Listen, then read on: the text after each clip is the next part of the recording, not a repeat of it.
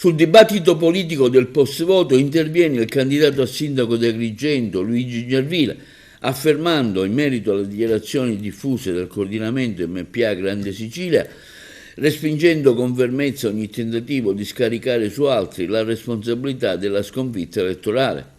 La Lega, dichiara Luigi Gentile, non ha mai condiviso la scelta di una candidatura a sindaco di stampo padronale, decisa unilateralmente da qualcuno senza un reale confronto politico con le forze della coalizione. La nostra posizione è stata sempre chiara: il centrodestra avrebbe dovuto esprimere una sola candidatura unitaria e condivisa tra tutti i partiti e movimenti della coalizione.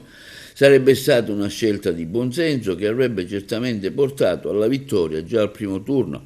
Prima di puntare il dito contro gli altri, prosegue Luigi Gentile, l'MPA Grande Sicilia dovrebbe guardare in casa propria per verificare un dato oggettivo che la dice lunga sulla vera origine della sconfitta.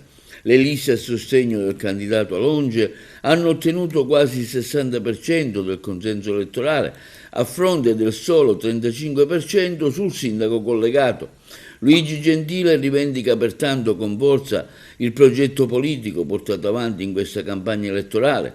Noi abbiamo proposto ai cittadini un'idea concreta di rilancio e un'alternativa moderata per il governo della città, fondata sulla partecipazione, competenza e amore per Agrigento.